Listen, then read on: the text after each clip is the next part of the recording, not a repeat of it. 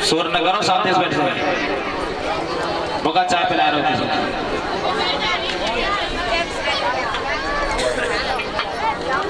कश्यप ऋषि के घर में दो पत्नियां थी जिनका नाम था कद्रू और बिनता। कद्रू के पुत्र थे नाग और बिनता के पुत्र थे गरुड़। एक दिन कद्रू में बिनता में एक बात की विषय छिड़ गया, एक शर्त लग गई। कद्रू कहने लगी बिनता से कि सूर्य के घोड़े काले रंग के हैं। बिनता कहने लगी सूर्य के घोड़े सफेद रंग के हैं।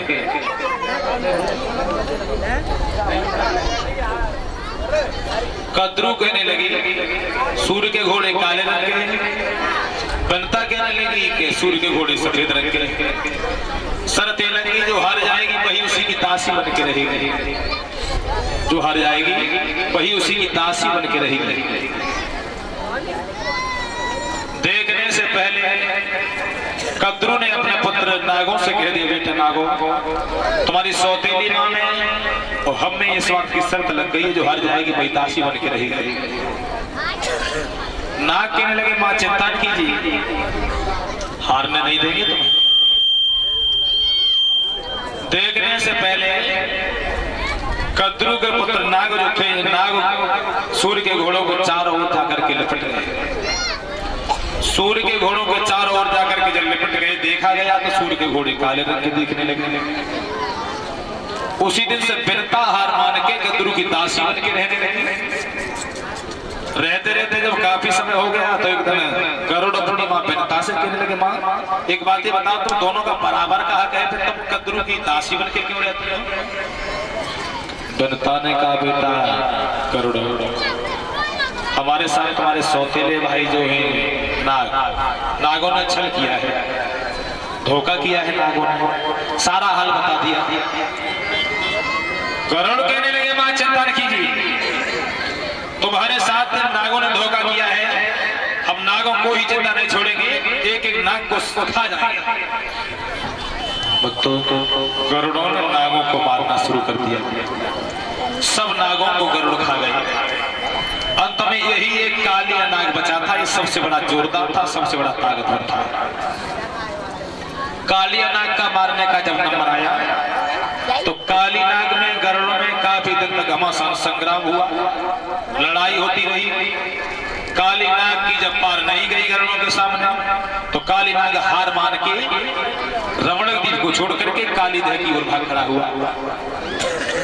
क्यों भागने लगा? काली नाग को ये बात पता थी कि गरुड़ कालीदेह पर नहीं जाते हैं। क्यों? उन्हें श्राप लगा हुआ था। एक दिन लोग ऋषि महात्मा भजन कर रहे थे, बैठे हुए गरुड़ों ने अपने पंजों में दबा करके उनके ऊपर किसी कीड़ा को, किसी मछली को डाल दिया, उनके भजन को खंडित कर दिया। उन्होंने श्राप दे दिया, जाइए गरुड़ तुमने हमारे भजन को खंडित किया है, हम तुम्हें श्राप देते हैं, आज के बाद यदि तुम इस जगह पर आओगे तो तुम जिंदा नहीं बचोगे। ये बात काली नाग को मालूम थी कि गरुड़ कालीदेह पर नहीं जाते, इसलिए हार मान के वो काली नाग जो था वो रमणक द्वीप को छोड़ करके कालीदेह की ओर भाग खड़ा हुआ। भगवान बोले अब तुम चले जाओ, वहीं हमारे पैरों के चिन्ह तुम्हारे ऊपर बन गए, आज के बाद तुमसे गरुड़ कुछ नहीं कहेंगे। भगवान कमल के फूल लेकर के बाहर आए। काली नाग नागिनी को लेकर के रमणक द्वीप के लिए चला गया। भगवान कन्हैया ने कालीदेह से बाहर आकर के बाबा नंद यशोदा भैया बलराम के पैर छुए, सब ग्वालों को लेकर के वृंदावन की ओर चले आए। उधर काली नाग रमणक द्वीप के लिए चला गया। उधर बाबा नंद ने भोजराज हंस के यहाँ कमल के फूल पहुंचा दिया। अब तो भोजराज हंस पहले से भी ज्यादा चिंता में पड़ गया। सोचने लगा पहले चिंता कम थी, अब उससे भी ज्यादा चिंता बढ़ गई। क्यों? नारद ने कहा था कि कन्हैया कमल के फूल लेने जाएगा अगर कालीदेह में तो जिंदा नहीं बचेगा। अब तो उसने कमल के फूल भी पहुंचा दिया। अब हमें शंका इस बात की हो गई, पता नहीं कन्हैया कितना जोरदार होगा, कितना बलवान होगा। उसने तो कालीदेह के रहते हुए भी कमल के फूल पहुंचा दिया। अब क्या करें? अब तो कल से दिन और कमजोर होता जाता है। उधर व्यास मुनि सुखदेव समझाने लगे महाराज परीक्षित को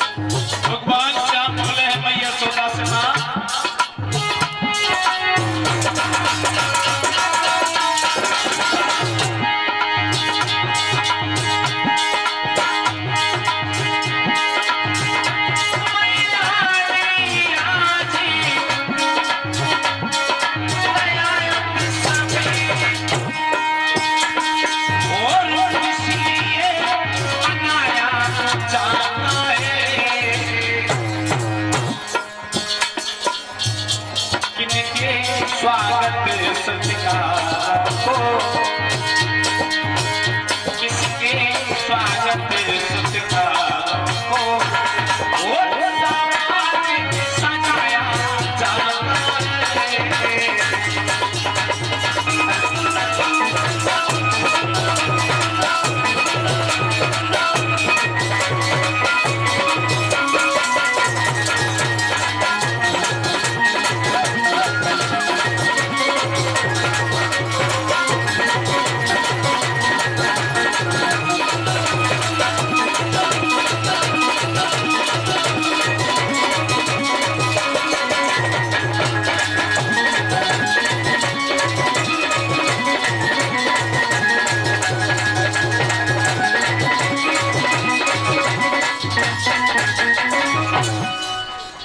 भगवान मुरली मनोहर कहने लगे बाबा नंद यशोदा को समझा करके,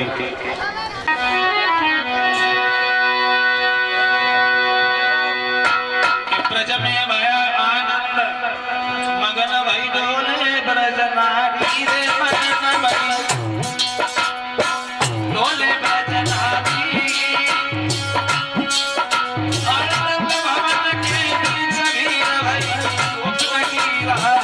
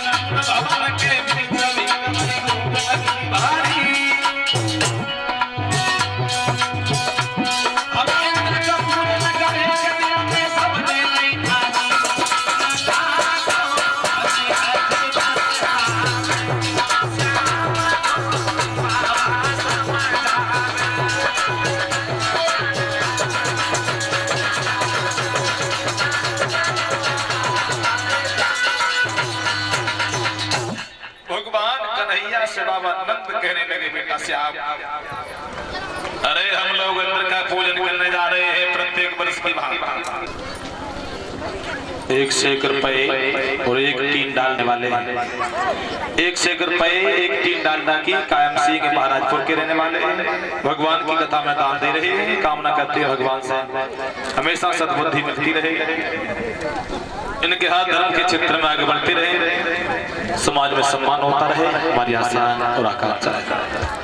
बोले वृंदावन बिहारी लाल की। भाइयों दोनों माताओं आए हो आचार्य संत भगवानों, बाबा नंद कहने लगे लाला इंद्र का पूजन करने जा रहे हैं प्रत्येक वर्ष की तरह। भगवान श्याम बोले बाबा नंद एक बात ही बताओ, इंद्र का पूजन करने से क्या लाभ होता है, क्या फायदा होता है ब्रजवासियों को?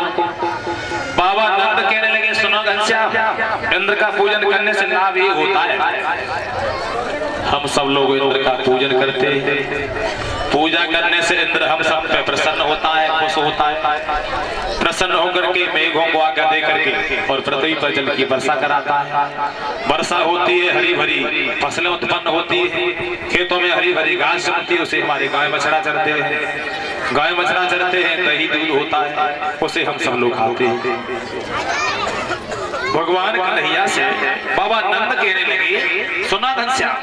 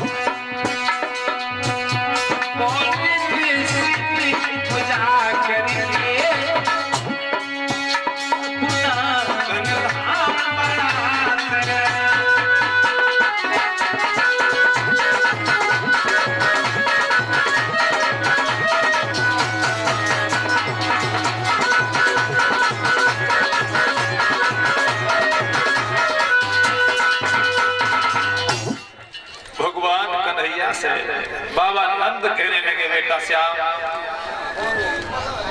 5 से 11 रुपए डॉक्टर राजपाल सिंह खेड़िया के रहने वाले, इन्होंने भगवान की कथा में 5 से 11 तुम केवल इतनी सी जरा सी बात के पीछे तुम सब वृंदावन के लोग अंदर का पूजन करने जाते हो।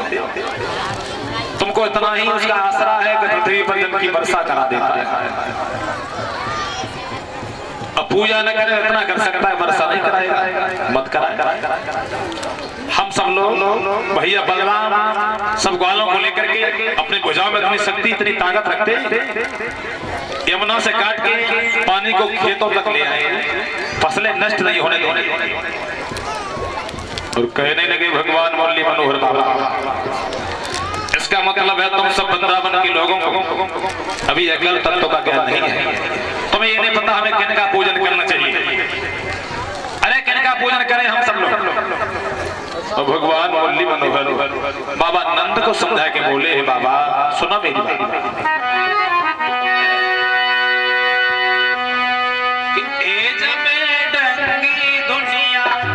बोले हैं भगवान श्याम क्या भूले भुलैयन में बुलानी दुनिया, भूले भुलैयन में बुलानी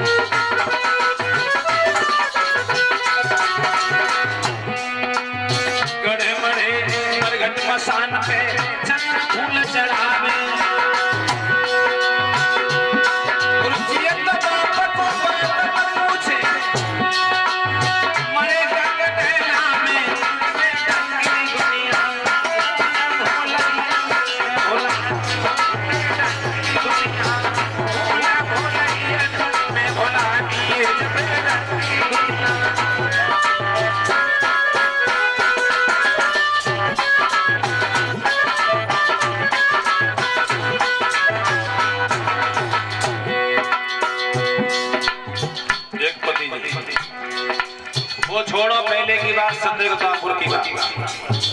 लेकिन हमारे हिंदू धर्म में, हमारे हिंदू धर्म में पता नहीं कितने त्योहार रोजाना बनते हैं, कितना छूट जाते हैं, कितने त्योहार रोजाना लाज होते हैं। और त्योहार अधिकांश सबसे ज्यादा कौन बनाती है? हमारी माता है। सबसे ज्यादा त्योहार अपने हाथ से लिख लेती है, अपने हाथ से साइन कर लेती है।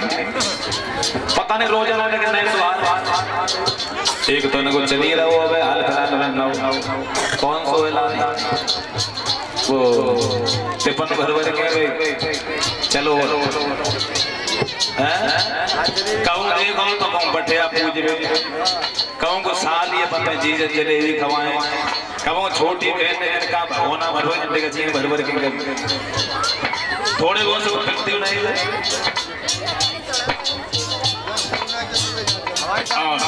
एक तो ना हम सब लोग आ रहे थे वहां से कथा कह के और से तो कुछ हमारी माताएं रोड पे घेरा लगाए बैठी। हमने कही क्या हो रहा है? हमारी गाड़ी को घेर लिया, खड़ा कर लिया।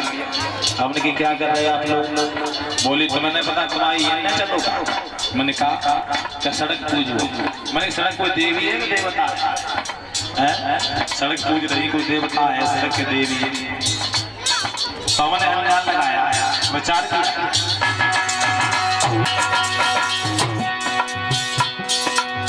कोई लिखित से मतलब नहीं है। होली दीपावली और ये रक्षाबंधन आते हैं इससे मतलब नहीं, इन्हें अपाओ तो अलग से चाहिए। अपनी चटा तुम्हारे सड़क पीछे सड़क पे बैठेंगे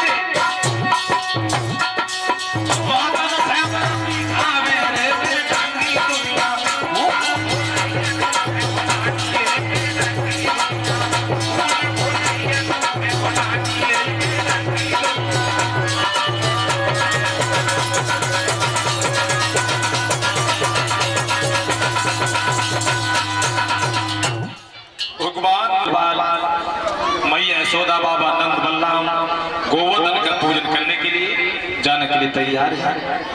घर घर में बड़े पूरी पूरा पकवान बन रहे हैं। गोपियां गुनगुनाती जाती हैं, गीत गाती जाती हैं। गोवर्धन का पूजन करने के लिए तैयार है सब गोपियां। कैसे गा रही हैं आप भी बोलेंगे सब लोग।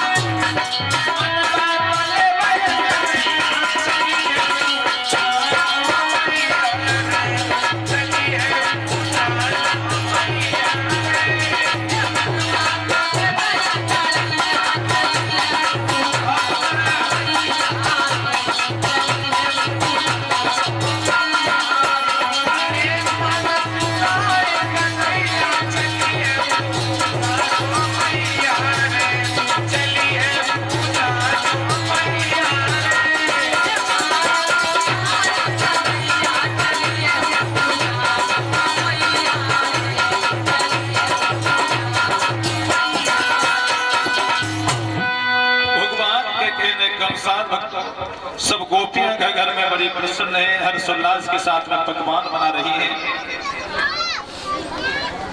एक से एक रुपये सुनील यादव ये विधि खेरिया के रहने वाले हैं। इन्होंने 101 रुपए से उनको सम्मान किया है। कामना करते हैं भगवान से हमेशा किनकी पूजा करते हैं? गोवर्धन महाराज की। गोवर्धन हम भी चलेंगे तुम्हारे साथ। तुम क्या करोगे? तुम जा रही हो गोवर्धन का पूजन करने के लिए, तो मेला भी लगा होगा वहाँ। मेरा का तवेरा लगा हम न जाए ना। तो ग्वाला अपनी मैया से बोलो, समझा कि मैया